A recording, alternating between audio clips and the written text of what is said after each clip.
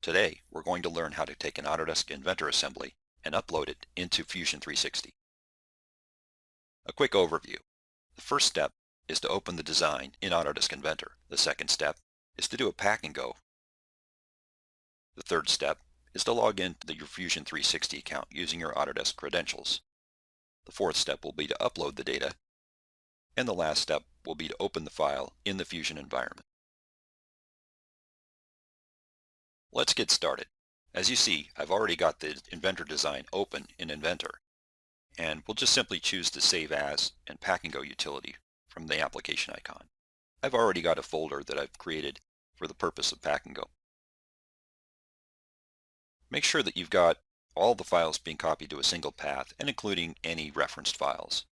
We certainly don't need the styles or the templates in this case, so let's just leave those out. Start the Pack and Go and select OK if you receive that dialog box. That's it, it's done.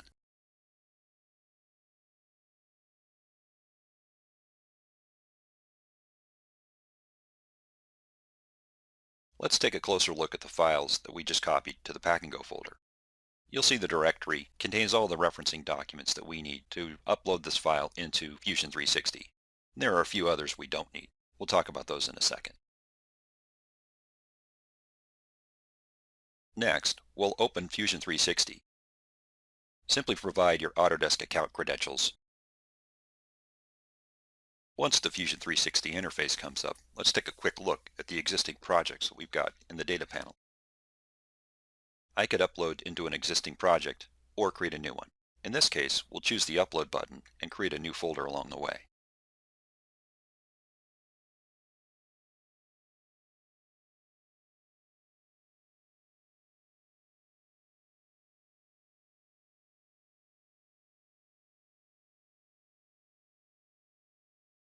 We don't want this to be included in an existing destination, so I'll choose the Add New Project icon at the top of the interface.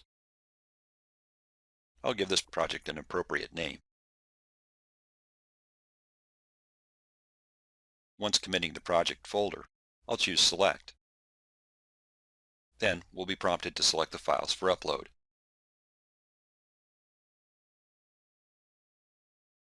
Sorting by type makes this task a little bit easier, as I can then shift select all the design-specific files required, leaving the Pack and Go log files and old versions folders behind.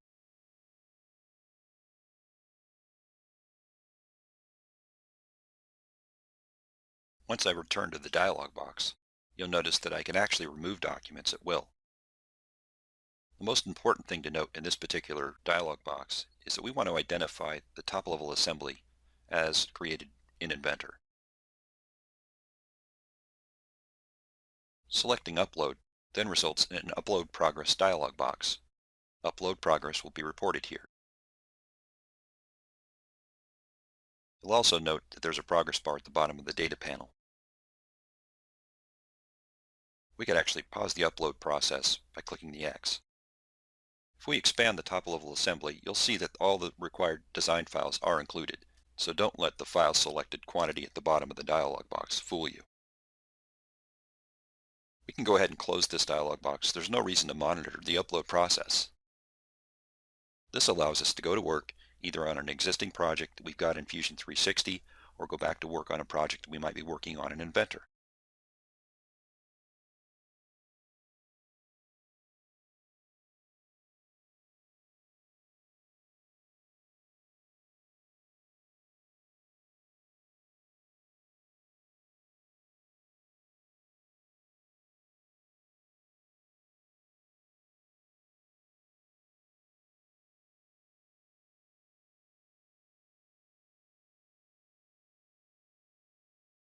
In anticipation of the upload process completing, let's switch over to the project.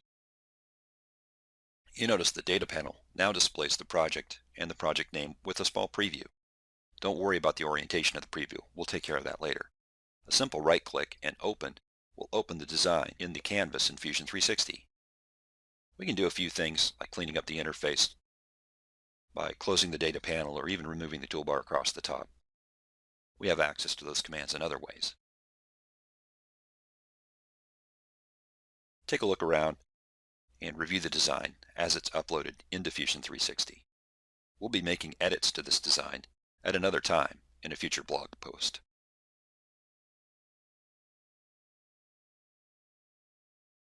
The nice thing about this environment is I can work on other designs almost simultaneously in Fusion 360, or work back and forth between two existing designs that might be similar.